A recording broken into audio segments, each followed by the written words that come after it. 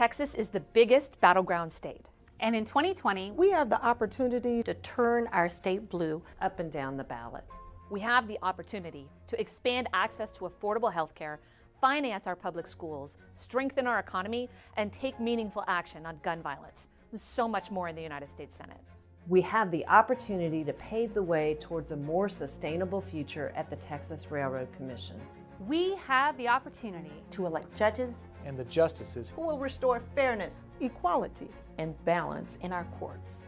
We have the opportunity to shape the political future of Texas and repair the broken systems that disenfranchise working families in our great state.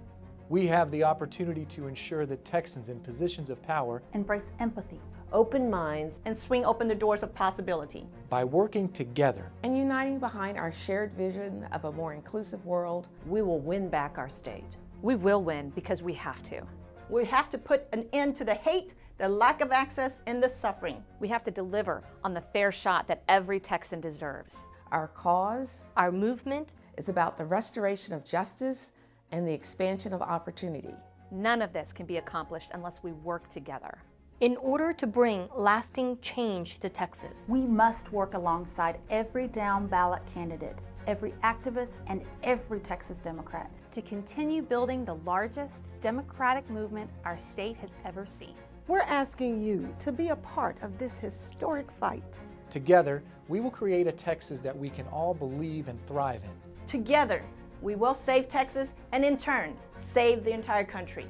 Join us. Join us.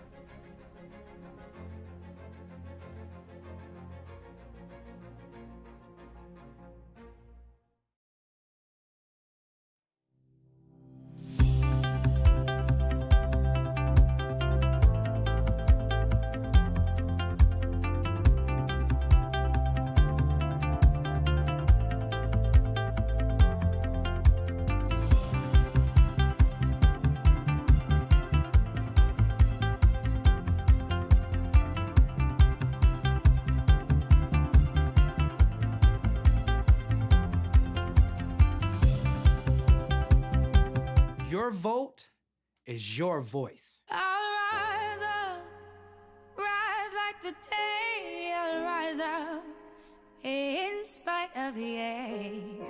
I will rise 1,000 times again, and we'll rise up. I like the waves. We'll rise up in spite of the ache. We'll rise up, and we'll do it 1,000 times again. The American dream belongs to all of us.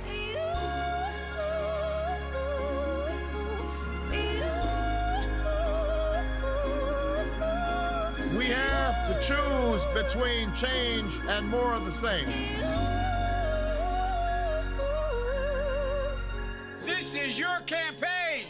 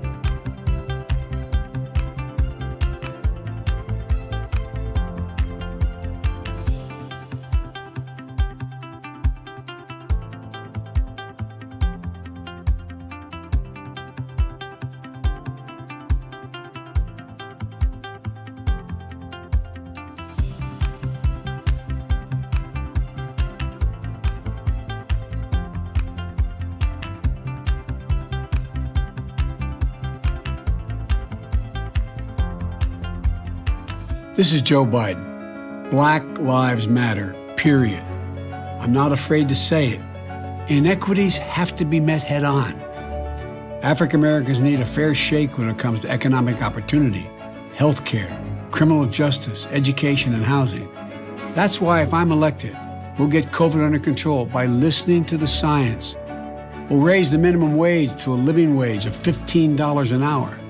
We'll protect the Affordable Care Act, provide $100 billion in capital for minority-owned small businesses, offer a real plan to tackle the student debt crisis. We'll root out systemic racism in our criminal justice system, end cash bail, decriminalize marijuana, and automatically expunge prior convictions. Together we can fix this. Let's build back better. But I can't do it without you, so I'm asking for your vote.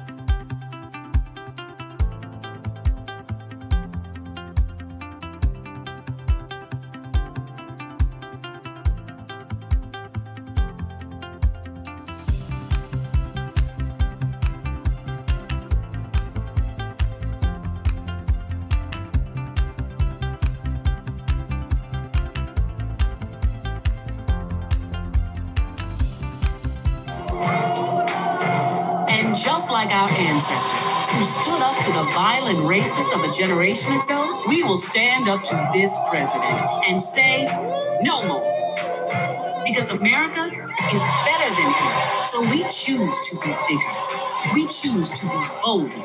We choose to bring back justice, respect, and dignity to this country. The story of Black America is the story of America. It's the story of a people who have pushed this country to live up to its stated ideals. But Black people have always believed in the promise of a better America. So, at this moment we're in now, we must choose to fight for that better America. And just like our ancestors who stood up to the violent racists of a generation ago, we will stand up to this president and say no more. Because America is better than him. So we choose to be bigger. We choose to be bolder. We choose to bring back justice, respect, and dignity to this country. We choose Joe Biden to lead us all towards that American promise together.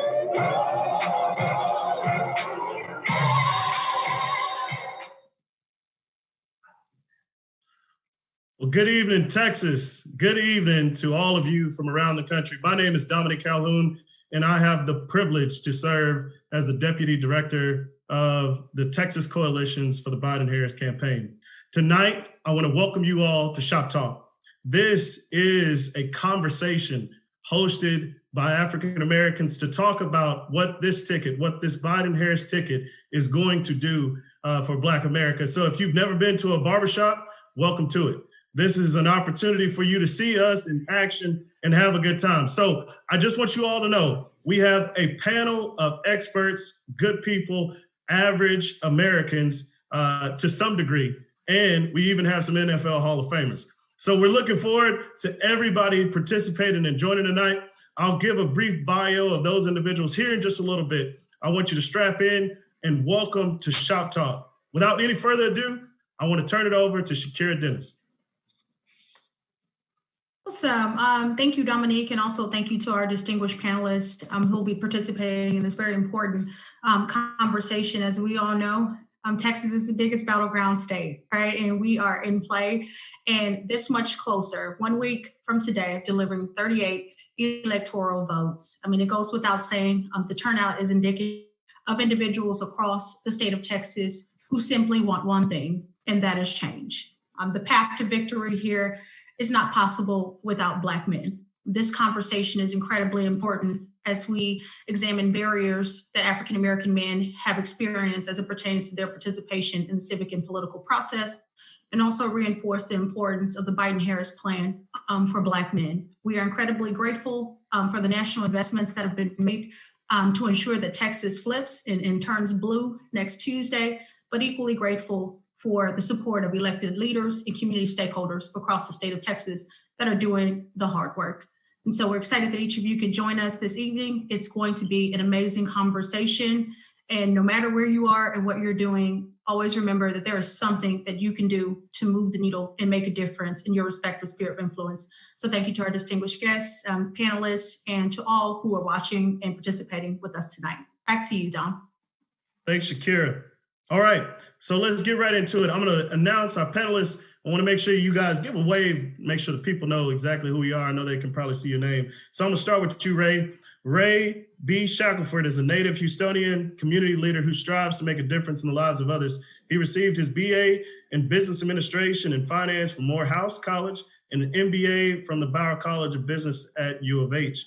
Ray has been a member of the National Urban League Young Professionals for more than 11 years and now serves as its 10th national president.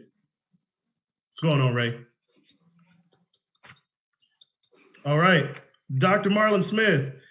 Dr. Smith is the author of 2 books, Black Lives, Houston, The Voices, Our Generation in Reshaping Our Beloved Community, and the experiences of Black male felons and their impact on radical traditions. He has held senior level leadership roles in nationally recognized faith-based and nonprofit organizations, including overseeing the Reentry Division at Interchange Freedom Initiative, Texas, one of the country's oldest and largest faith-based prison reentry programs, where he helped reduce recidivism and boost college enrollment. Dr. Smith. One of the youngest brothers that's going to be in the shop today, Tyler Smith. He was born and raised in the City of Angels. He attends TSU, Texas Southern University, where he majors in political science and minors in pre-law. And as a student, y'all get this, Tyler became the state board member of the Young Invincibles, the vice pole mark of Kappa Alpha Psi, the greatest fraternity known to God and man. Ray will get into that. The TSU Student Government Association Senate Chair, the National College Democrats HBCU Outreach Director, and he's currently serving as the National Co-Chair for Black Students for Biden-Harris. Young Tyler. Next, we have Council Member Casey Thomas from the City of Dallas. As the Dallas City Council member for District 3, Casey was elected by his peers to serve in majority pro temp in 2018. He serves as the chair of the newly formed Workforce, Education, and Equity Committee, which is one of the mayor's top priorities for his first term. The committee will be responsible for overseeing the city's workforce development, strategy, and implementation of the city's resiliency plan to make Dallas a more equitable city. Casey Thomas. We have, I'll say the last, but we have a last addition, Franco Harris. Harris was born in Fort Dix, New Jersey, and was an all AFC choice in 72, 75, 76, and 77. In Super Bowl, and I'm trying to get this right, Super Bowl IX, when the Steelers won their first ever league title, with a 16-6 victory over Minnesota. Harris rushed for 158 yards. And were you the fullback then? You were fullback putting up. He was fullback putting up those yards. Harris had held numerous Super Bowl and postseason game records by the end of his career, and the most notable included 24 points and 354 yards rushing in 4 Super Bowls and 17 touchdowns and over 1,500 rushing yards in 19 postseason playoff games. Mr. Harris, welcome. Thank you. Nice to be with you. And the last of our panelists, and we may have a few more join us here in a minute. You know how the shop goes. People come and go, right? Mr. Joe Greene, Mean Joe Greene. He is the leader. And according to my dad, who is a Pittsburgh fan, he told me to say that. So I just want to make sure we get that out.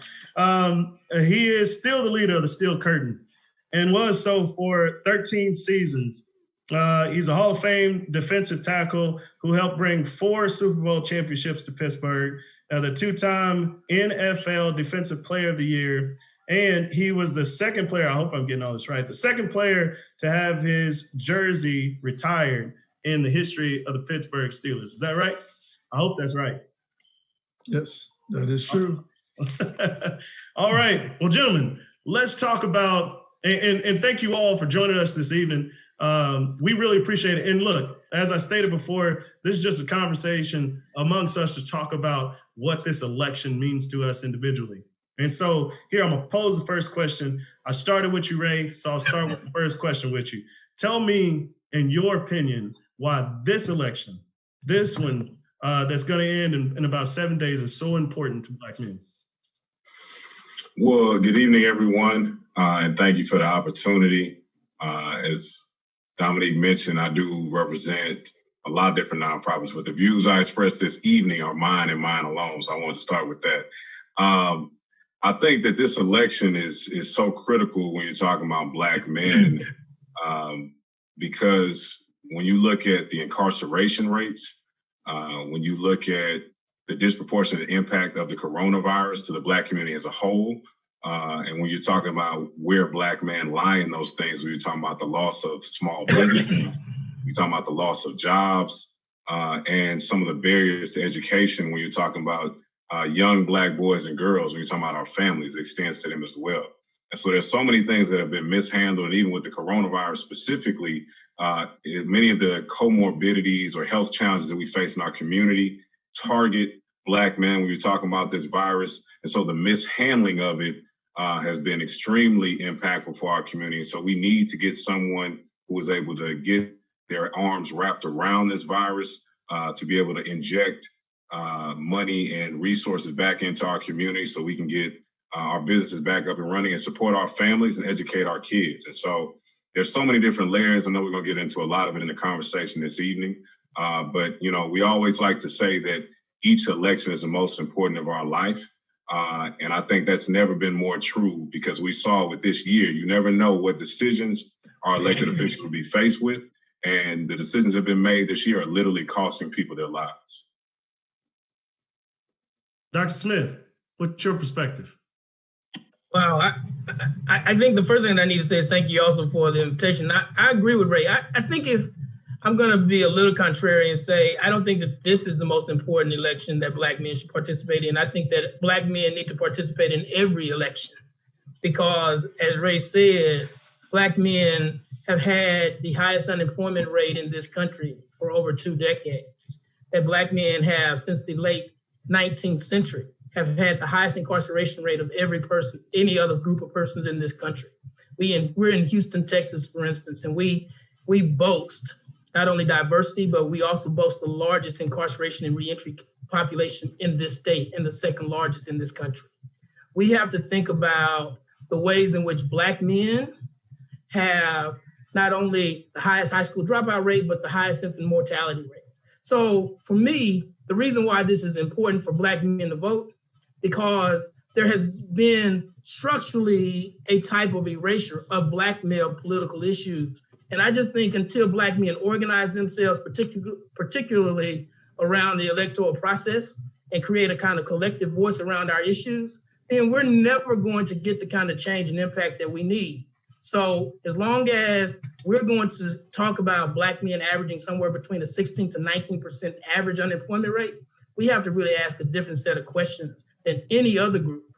And sadly, that even includes Black women. We have to ask a whole lot of different sets of questions that require us to start with just being a part of a political process that is impacting our lives. Mr. Rooney, what's your perspective on it? Mr. Greene, I don't know why I said I can see it on there. We gotta get that changed. Mr. Greene. Yes, sir. Thank you for the opportunity to be here. This opportunity for me is about complexes of life. It's all about, to me, character, wisdom, experience, terms and tenure in jobs. From a football perspective, we look at getting new opportunities. New opportunities come about as the rules apply, 1st and 10, 1st and 10, 1st and 10. What we have as Black men and the Black America has been under is, for the new opportunity, it's like being 3rd and 25. To get a new opportunity, you got to get 25 yards. It's not impossible, but highly unlikely. That's why I think that I believe in the Biden-Harris ticket, because I believe in this group. They have the experience, they have the character, all the things that we talked about, you guys talked about earlier. And I believe in that promise. And that's the thing that oftentimes is missing. When our group that I was with Mr. Harris there, when he won the MVP in Super Bowl IX, we bought in. Any structure that you have, any situation you have, you got to buy in. Like Mr. Smith just said, you have to take control of your environment the best way you can and buy into that and be the best that you can, male and female. Without it, as they say, we're just whistling Dixie. So, Mr. Harris, how do we buy in? How do we get everybody to buy in? Appreciate you coming down here to Texas to join us. Well, first I want to say that thanks for having me. I'm glad to see Texas is off the bench and in the game. This is wonderful. And first I want to say I'm buying in because there's a Harris on the ticket, and we got to get our sister in the White House. So that's kind of exciting. Just what everybody else talked about, I want to ditto that. Thank you guys for all your your great words and wise perception. But I want to say that for so long we've had the attack, as we know, on our justice system, on our democracy, on our community. It's been attack after attack, and we need someone in the White House who will help fight for us, and that is Joe Biden. I got to meet Joe the first time during the presidency with President Barack Obama, and tell you what, that was 8 wonderful years, and they got a lot accomplished, and Joe was right there with them. And so we know that we have a guy that's experienced, knows the ins and outs, and also, he knows the Black community very well. So, we have to keep fighting for Joe, and and make it happen. Only less than a week to go, because as you know, we can't take 4 more years of this stuff. No doubt about it. So this is exciting. I feel the excitement. It keeps building, and we have to make sure we carry it to the end, guys, because we know the game is won in the fourth quarter, right? So I want to thank you guys for bringing this together, and in this last week, where we're still going. So thanks for having me. Absolutely. We're still fighting, and we're going to keep on fighting. So, Councilmember Thomas, you know, as the gentleman just said, you know, we're in the fourth quarter, and we're fighting, and we got to get all the way down that ballot. We got to get our turnout on. So tell us, how do we do that? How do we engage with our brothers and sisters? Definitely. Well, thank you, first of all, for having me along with this esteemed panel of Black men, and I'm glad to be along with my fellow alum from UNT, our legend, Mr. Mean Joe Greene. I think first and foremost, to get brothers, we can't be afraid to talk to brothers, and not just the brothers that we see in the suites, but the brothers we see in the streets. We've got to go up and we got to be willing to have a real conversation with them about why voting is important, why this election in particular is important, and why Joe Biden and Kamala Harris is the winning ticket. And oftentimes, you know, we stay within our comfort zone. But if you want to do something, you want to see a different result, you got to do something different. And so I'm encouraging and challenging our brothers to reach out. The other brothers, we have 1 week from today, and less than an hour, the polls will close here in Texas. We've got to be willing to go where we don't feel as comfortable and talk to brothers and have real conversation, just like we're having right now. This is a real conversation. We got to be able to go to them and talk to them, and then be knowledgeable enough to explain to them the platform and policy. Many people don't know that Vice President Biden has a racial equity plan that he looks to implement once he gets in office. Specifically, lift every voice, I believe what it's called. It's very important, and we've got to be able to know the facts, share the facts, because this day and time, it's a lot of misinformation that's being spread, and you've got to be able to know the facts, tell the facts, and state the facts, and know that those are facts that you're saying. Yeah. And Tyler, and like I said earlier as we open, you're one of the youngest brothers in the shop. So we know it's always hard to talk to young brothers and say, come on, man, come with me.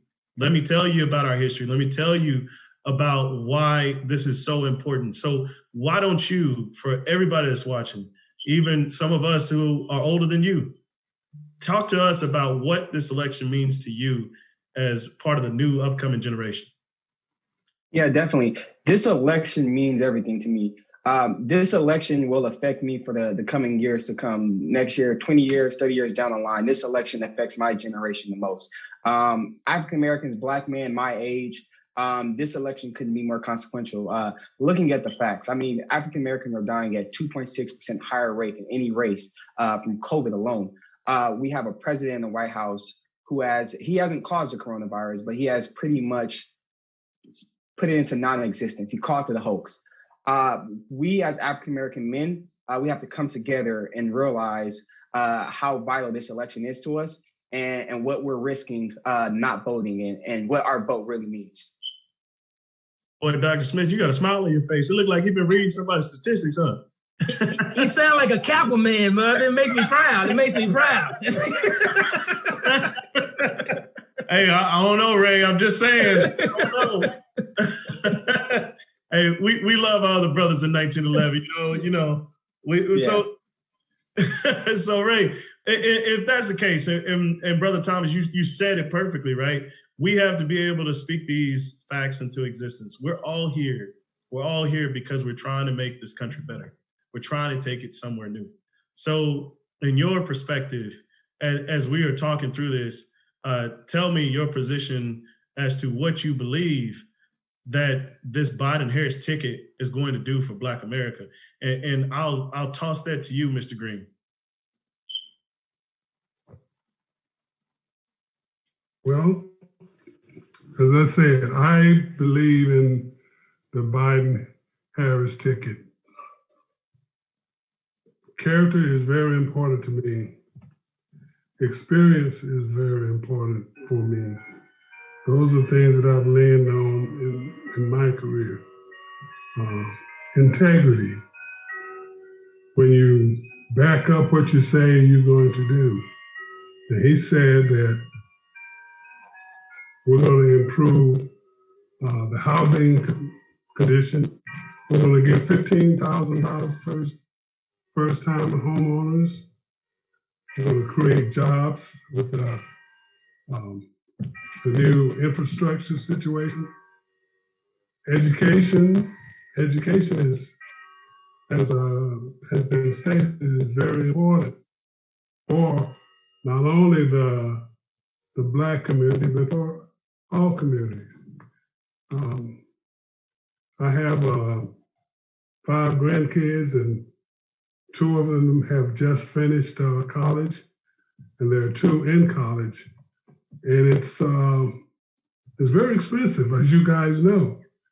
So I think that's important. The criminal justice system has been stated that throughout many years, it has put a crimp on our family structure in the Black community by taking away the head of the household. That's there's been too many single family homes in the Black community. In my experience, when I'm working in the job, in my farm job, the people that we used to interview, college seniors at the place they call the Combine for pro football. You have an opportunity to talk to 75 guys, you got 15 minutes. And of those guys that walk in the room, in 5 minutes, you can tell if they came from a single family household or a 2-parent household, oftentimes from no parents, coaches, grandmothers, aunts. That's not acceptable. You do what you have to do, but why are they in these situations?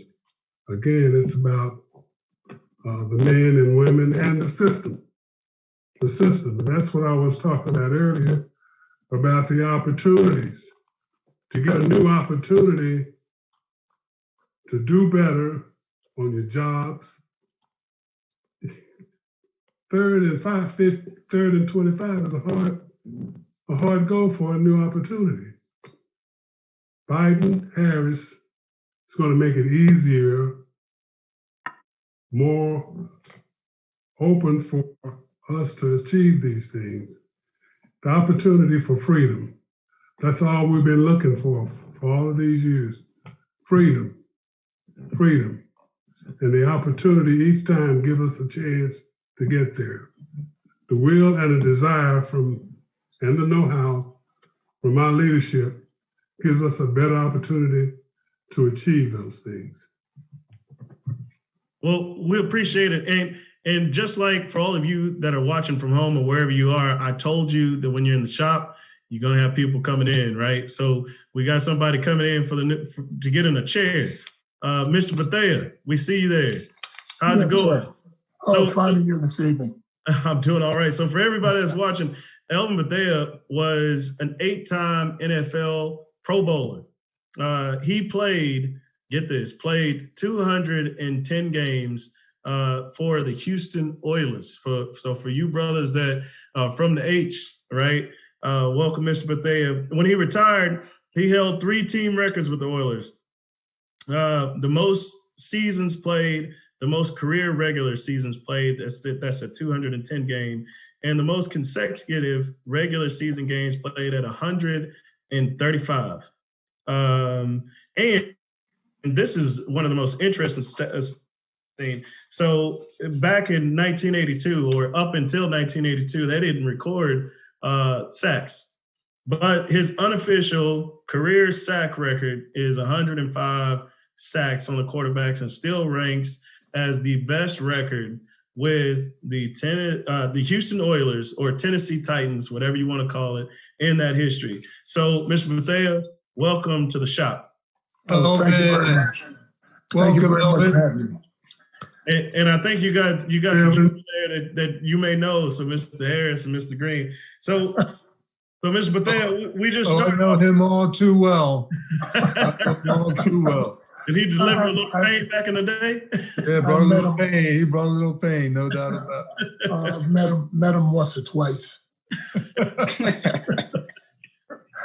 want to thank you for having me. I'm sorry just not getting on here, but couldn't figure out how to work this thing. I'm old, so my wife had to come in and help me. Hey, that's all right. Yeah. All these black men need a beautiful woman next to them. Right? Exactly. Help them out. Exactly. So tell me, Mr. Bethea, we answered this question earlier, but I want to make sure we get you into it. So why is this election? What do you think, in your opinion, the Biden-Harris ticket is going to do for us as black people? I think it's going to get us back on the mark. You know, looking at the last two elections with Hillary and Trump, I was pulling like hell just to make sure everyone I saw got their vote in and gave us a chance. And I'm from the old school. I'm 74 years old now, and I've seen a lot. I've seen a lot from 1968 when we had all the sit-ins and I was at I went to A&T. I'm sure you know that, and you know what I went through there and saw what segregation was and just how it's turned from there. I still see and looking in the mirror, things are almost that they haven't moved. They haven't moved. I saw things that happened to me back then, and I tell people that they couldn't believe that happened, and you know whether it was playing football or just being out and a part of society. And things have changed, but they haven't changed the way they should have changed by now. But I think with Biden and Harris, I think that we should hit on the mark this time, because it's been a long struggle. Every time you turn on the TV, there's something that's happening that is not good for the black community or the black nation as a whole. But with imprisonments and education, which is the highest thing, and when I go around and talk to people, I make sure I tell them these are important things, that educating, especially with my son. And I had a discussion with him the other day, and I asked him if he was going to vote. And he said he wasn't. I said, no, you need to vote. He said, your vote will count, will make a difference. And that's what we're all about. And I was telling them, people say, well, how'd you get to the Hall of Fame? I said, well, I didn't do it by myself. I had other people to help me. I stood on other people's shoulders. And, you know, you look back and always reach back and bring those behind you forward. And make sure you leave something on this earth to be remembered by. Yes, sir. Yes, sir. Yeah. We appreciate that. So, Dr. Smith, tell us your perspective. Biden-Harris campaign in Black America, what is it going to do for us? So that's a setup question. So let me probably say the first thing that I need to say is this is the first time in any election that I've told people who I'm actually voting for. So when I told people, announced that I'm voting for the Biden-Harris ticket, I didn't do so because I hold some entrenched party loyalty to the Democratic Party. And I don't advise people to hold to any type of thing. I try to advise people to know what they're voting for and why they're voting. Unlike, you know, I've heard people talk about this Biden-Harris plan, right? I've actually read it. Y'all see the highlights, and I read it all. I read it a few times, and I just think that we're in a space where Black people in particular, because that's the community that I represent. Black people we're in a space right now where we have to find places where we can leverage our collective impact. That's not a slight on Black people who particularly may vote Republican or independent, but it is to say that as Mr. Bethea said very eloquently, I think things have changed. Martin Luther King died on April 4th, 1968. Things have changed since then, but they haven't really progressed. And you know, I love all the statements that we make, but the data tells us we haven't really moved up economically. We have not. We've actually gone down in housing ownership. We've decreased in two-parent family households, and that's not a slight, because I want to make sure that I honor and recognize our Black LGBTQ people when we have the killing and slaying of Black trans people in disproportionate numbers that is going highly untalked about and unnoticed. And so somewhere we have to do something different. To me, that's not letting Joe Biden off the hook or Kamala Harris off the hook and saying we're just voting to get Trump out of office. In fact, Biden says, if we're talking about his Biden plan, Biden tells us in his plan, right, that we know that even in that Black America plan, he says specifically on the first page that we know that we're not going to get rid of systemic racism if we do not have actual targeted programs and issues that target the issues for Black people. That's on the very first page. I don't think he does that very well, but I don't think Trump did it at all. So I have to make a whole bunch of decisions about what is best for Black people. And for me, particularly as Councilman said about, we have to do something different. I work with men and women, even in the state of Texas now, who can't vote, because even in the state of Texas, you can vote with a felony, but you can't do it if you're on parole. And so the majority of people still with felony convictions in this state are on parole. So I have to vote thinking about the consequences of Black people, for instance, who don't have the power and the ability to vote. So I go into those places where a lot of people don't go, and I tell them why they need to vote, because there's nothing that you can do, if you don't exercise your voice. You can't raise your fist, you can't use your feet. If you can't exercise your right to vote, then you have lost the one opportunity to speak your truth into power. So to more quick, directly to your question, because I feel like I'm getting set up to say, I think the thing with voting for Biden-Harris means for Black people, we have collectively decide to hold a certain group of people hostage to doing what we need them to do. I can't hold somebody who doesn't even believe in systemic racism hostage. Trump said he doesn't believe in systemic racism. So there's no conversation that I can have with him. So at least when I have a conversation with Biden, and I've had that conversation on that NAACP call, if you know systemic racism exists, at least I have the ability to have a persuasive conversation with somebody who is trying to at least think about these issues that Black people are dealing with. So I mean, Smith, you brought up a perfect point, right? And we're talking about this systemic racism that's going on throughout our country. And earlier we had this brief discussion, right, about the impacts and thereof, and then how do we change that for America, for us as Black people. Ray, what's your thought on what we need to do in as not only this election and its importance, but when we talk about policy decisions, and as we talk about staying engaged, staying politically engaged, right? Well, this is the fourth quarter, as we've talked about. We have to get them to the finish line. We got to finish the game, but then again, we also have to practice and prep for the next one. So what do we do to help us recover from the pandemics that we're currently facing? One, the one that Dr. Smith was talking about, systematic racism, right? But then the other one is what staring us all in the face, the real reason why we're on this Zoom platform and not collectively together, right, is the coronavirus. So from your perspective, take either one of them, but tell, in your opinion, and as we move forward, not only this last week, but as we go from there, what do we need to do? No, and I wanted to echo one of the sentiments that Dr. Smith expressed. And I think the quote comes from Malcolm X. There are no permanent friends, the permanent enemies. There's only permanent interests. And so tonight we are here talking about Black men and our interests and our interests for our community. And, because we are graced tonight with so many Hall of Famers, I did think of a football analogy. I played football, not to the level of obviously our guest this evening, but I think all of us remember when you played sports, there would be that individual who had the new shoes, the best gloves. And then we get out on the field and there was no substance there. He couldn't play at all.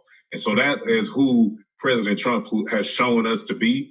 He has no substance. And I think to Dr. Smith's point is that with Vice President Biden and with our sister Kamala Harris, we have actually real people. They understand and they at least acknowledge the issues. But what I want to caution people, and what we have not done a good job of historically, is helping them to understand that just because we elect whoever we want in the White House, that is not a magic wand. Systemic racism and racism in this country has been in existence for more than 400 years. You're not going to solve that overnight. If you have a 1-in-15 football team, you get a star quarterback, that might get you a little bit better, but that's not going to completely change your fortunes. It takes time. And so we have to understand that it is going to be a process to get us to where we need to be. We have some people that we at least we can hold accountable. And so when you're talking about recovering from this pandemic, first we have to be able to get a centralized plan and somebody that at least acknowledges that the disease is real. I think our young brother, Tyler, mentioned it earlier. He's been calling it a hoax from day one and has not even acknowledged its presence. So we need somebody who knows that the disease is real, understands the data that we have been able to take into this point. How can we make adjustments on how we're living? We've seen that masks have been somewhat effective, probably the most effective tool in addition to socially distancing. But what other things can we do, and making sure that we're getting consistent guidance from the White House to go down to the local level, because that is one of the things that's been the hugest issue. When you look across the country, whether it's Texas and even from city to city, county to county, there's no consistency. And part of that is because of a lack of leadership in that White House. And so we need a centralized plan. That is something that Biden has spelled out he is committed to. We'll have to get him in office to see if it works and how it works. But he's also made commitments when you're talking about a lot of the financial impact that we have felt in our community, when you're talking about equity plans to invest and double and triple historical investments to inject resources into our businesses, into our community. When you're talking about HBCUs, Dominique, Tyler, we all went to HBCUs. And so he has committed $70 billion to invest in historically Black colleges and universities. And even for our brothers out there who may not have a college degree, he's also committed to providing resources and money towards apprenticeships, workforce development programs. Those are things that are critical and that we have to speak to, but also giving real life examples, because I remember when President Obama was in office, there were things that he passed that our Governor Perry, rejected. And so understanding that you can't just vote Joe and Kamala in office, you have to vote the entire ballot and you have to hold every last one of them accountable. And when they don't say what they committed to do, we have to vote them out each and every election cycle. It is not going to change overnight. We have to be consistent and dedicated to this to get to where we need to be. Mr. Harris, what's your perspective?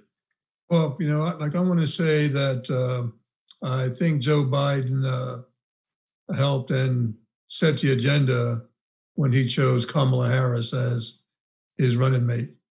And, and as we talk about policy, I know, Marlon, you talked about policy and the plan and all that. But my feeling is that if we have opportunity, if we get opportunity, we're going to make it happen, which we've always done. No matter what space we've gone in, we get opportunity, we make it happen, and we make it happen big time. So, as you said, we need, this president, once he gets in, to implement the plan, give us that opportunity, and we got it from there.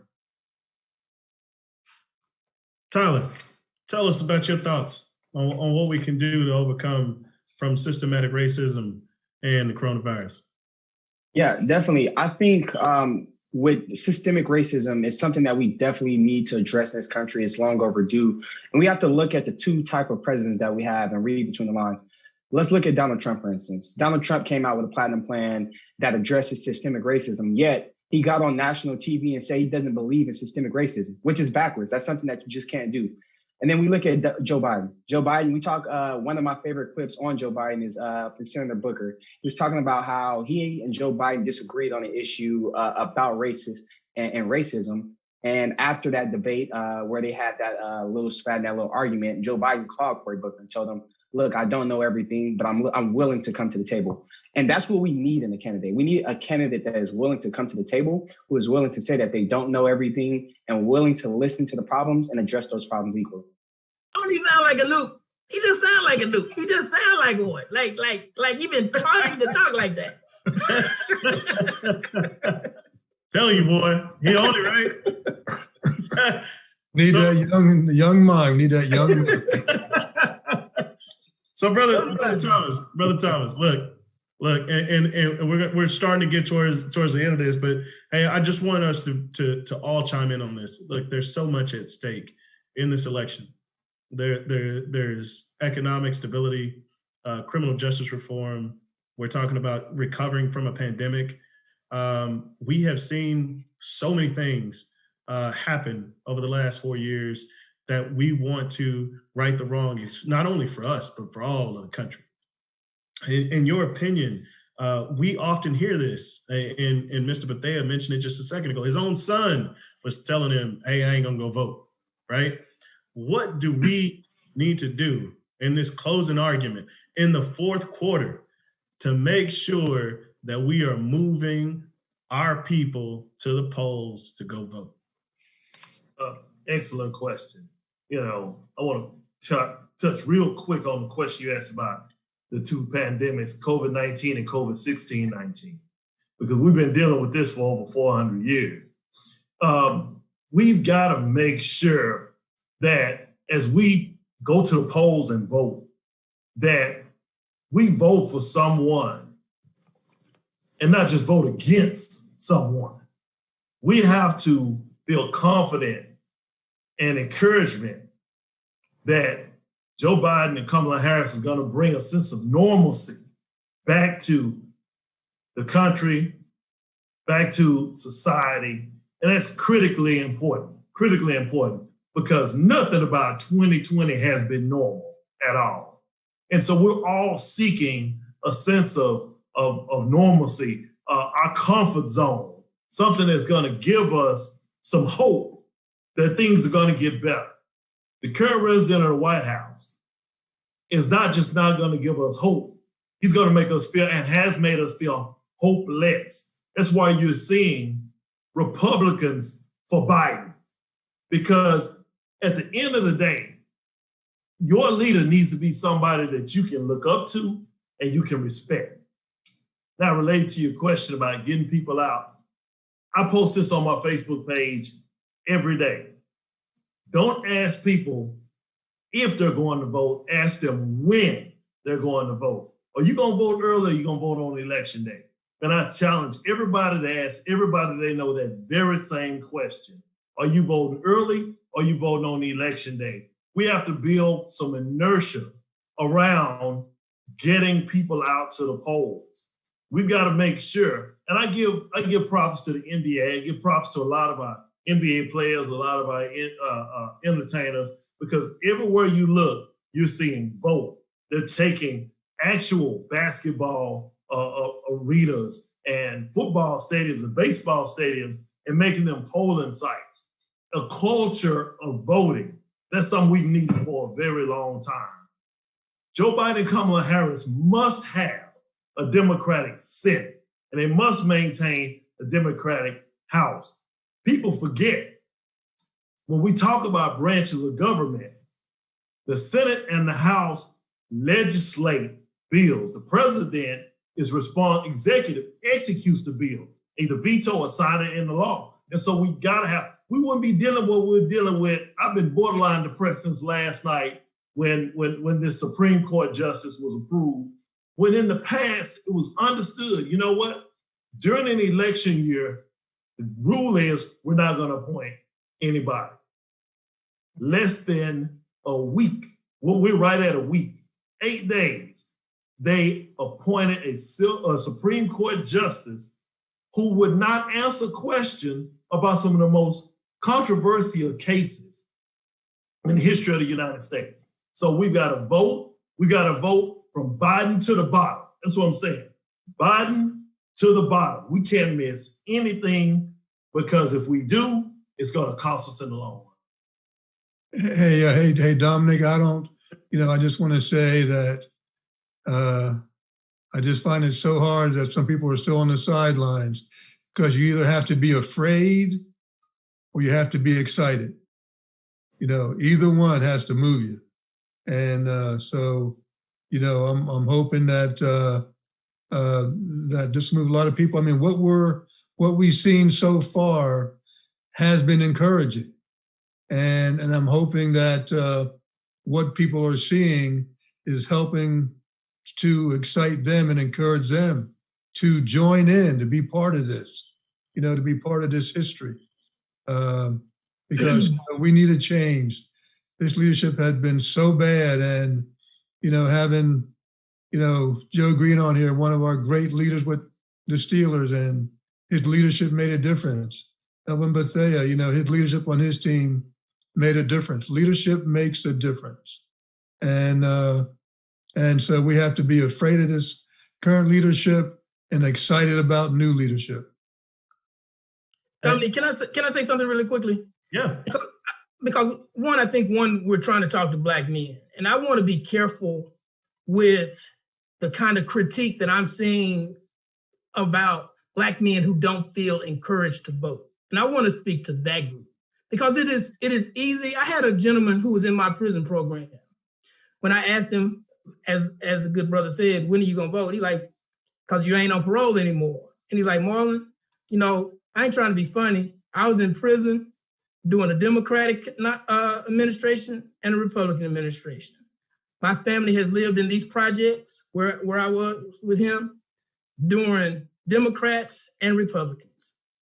And for many Black men in particular, I ain't talking about the Black men who done got education or done made a couple of $1 million and got some fame. I'm talking about the Black men who are calling me on the phone on a daily basis, just trying to get day labor work because they can't get jobs.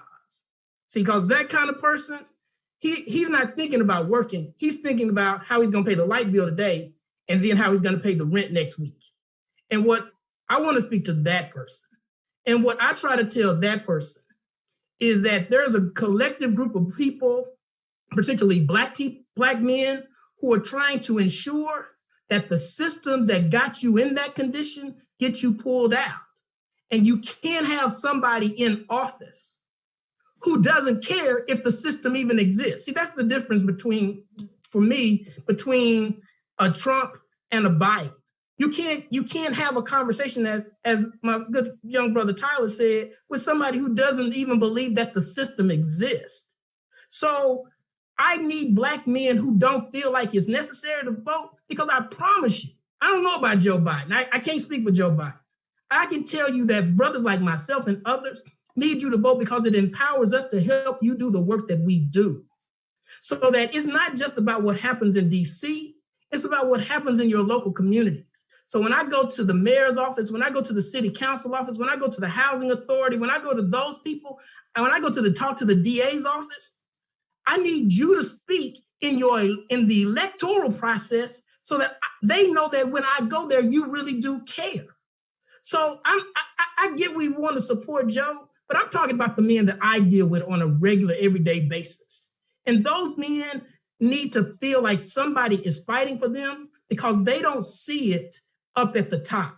And I'm telling them, and I hope other men who are doing this will tell them, if you don't want to fight for them up at the top, fight for those of us on the ground who are trying to do it. Because when you are silent with us on the ground, then you give us no power. And we ain't got millions of dollars. So help us. Well said. Well said. I got you. Mr. Greene. Go ahead. I'm same age as our good friend Elvin. Yes. 68. Mr. Bethea, get in there. Yeah, I'm here. So how do we galvanize this, Mr. Bethea? How do we move on? I want to say that, as everyone has said, that the top of the ticket, like in government or any other franchise that we have, that has to be the leader. And it has to go all the way down the line. What I've experienced in all of these years that at the top of that ticket, that business or whatever is a good leader and they believe in the process, then they have an opportunity to make it work all the way down the line for the people that I see on the streets. That's who you were talking about, on the street. Because that's where the systemic racism oftentimes lie. The people that we meet face to face. It's not what their bosses are saying, it's what they want to do. And that's something that we also have to deal with. But in a larger picture, it is what you said earlier about down the line ticket in government. We know that President Obama had one heck of a time trying to get laws through, trying to get his ideas through, and yet this guy over there in the House, the Republican side, that made his mission and their mission to make sure that guy got nothing done. I assure you, if that health plan, the Obamacare, had a different name on it, they wouldn't be fighting that thing. Who is against health care? Who? Absolutely. Well, here, last one, Mr. Bethea, help close us out. How do we galvanize our brothers to the polls? What we need to do? Just like we get ready for a game, everything is repeated over and over. Every play that we go through, we repeat that play. And what I'm saying, every time we talk to one guy, we ask him to pass that on. Vote. It's very important. I think that old jelly bean story, it's a story from years ago that they asked years ago how the blacks, if you tell me how many jelly beans are in that jar, we'll let you vote. Or how many bubbles are in a bar of soap, you could vote. But now we have the opportunity. There's nothing to say you can't vote now. And what I do is when I talk to someone, I tell them, hey, I'm passing it on like I told my son. You go and vote. Make sure you tell your buddies who you play ball with or you work with, go and vote. Because it means a lot. Not only for me, I mean, I'm going to be gone from this earth sometime, soon or later, but everybody has to do their job. And I tell them, I said, I'm just passing it on to you, passing the ball on to you.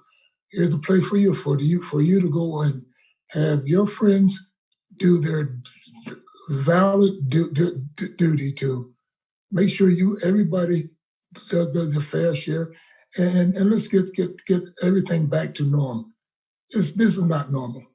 This is so far out of place. And like I said, I have seen from 1968 up until now, and we're going backwards. And that's what I expressed to you. Do you want to go backwards or do you want to go forward? So it's up to you to make that decision by voting. And I said, not only give it to your friends, but anyone you don't know, tell them have they voted. And that's the only way we can make sure that next future, our future, the kids that are coming up, at least have a fighting chance. Hey, Dominic. On that note, Elvin mentioned, our young people. Have we heard from Tyler on this yet? He's my last one, and then we're gonna close out. Beautiful. Yeah, for young people, I mean, like I said earlier in the beginning, this election means everything to us. This election, 7 days away, November 3rd, determines how our lives will be when we're 40, 50 years old and we have kids. Voting means everything. We have a president in Donald Trump who doesn't believe in systemic racism, who calls COVID a hoax, who starts his Republican convention saying that Donald Trump believed in science, and then a few weeks later jumped on TV and said he doesn't believe in scientists. Or we have Joe Biden, someone who comes to the table and listens to African Americans, someone who comes and visits HBCUs, who's attended my university, come to my university and listen to students, listen to adults, and listen to everybody in the community to galvanize a base and to put together a platform. So for me, it couldn't be even easier on who I'm voting for this election and Joe Biden. And it's time that young people my age and younger, 18 and older, that can vote, get off the sidelines, like said earlier, and jump into this election. Well, Trey, Trey Baker, you are the national director of our coalitions team. I want to give you the floor before we close out and let you talk to the people. Well, thanks so much, Dominique, and thank you to all the panelists who came here tonight. I'm thrilled to be on this panel in proximity to so many greats. I actually got somebody. I told them to take a picture of the screen so I can tell all my people I was on here with me and Joe Greene. So just so you know, I'm thrilled to be here tonight. These conversations are so important, brothers. Because Black men at this point in the election can be the difference makers. We see how important the vote is because of how much they're trying to suppress it. Right now, there's a misinformation and disinformation campaign going on across this country, trying to prevent Black men from going to the polls, trying to convince them that for us, there's nothing in it for us. And there's frustration going around throughout the country. There's a frustration that we're in a system that isn't meant for us, a frustration that the system wasn't built for us and that we can't prosper in it. However, the way to overcome that, the way to overcome all of those things is to really lean into the system, to more or less infiltrate it and make sure that we're working it from the inside. And the first way to do that is to vote and to activate your communities. And so whether it's your teammates, in the case of some of the greats that are here, or whether it's your fraternity brothers, in the case of, I've got several nukes around here right now, or if it's just your community, we have to mobilize and help each other to activate and get each other inspired to vote. The other thing that we have to remember, Dominique, is that this is about voting up and down the ballot. I heard a little bit of that conversation about voting up and down the ballot. It's so important in Texas right now because of what you have going on, whether it's the Senate race or the opportunity to make legitimate, substantial changes to your state legislature right now, because we know how important this election is, because this is going to determine who's going to be drawing the lines when it comes to the census information and drawing the lines on redistricting. So this is vitally important to the next decade that we have going forward.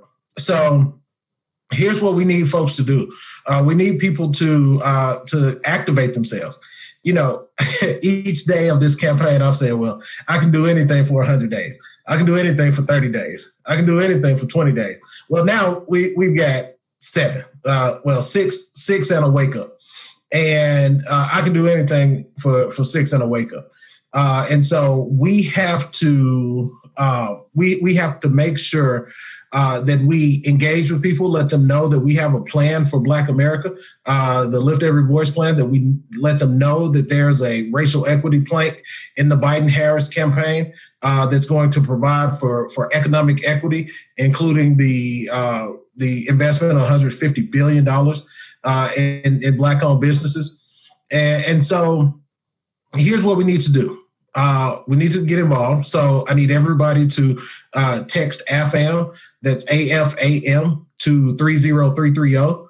By texting AFAM to 30330, you get involved in the system and you hear about great events like this, like the Shop Talk, and all the other things that we'll have over the next 7 days.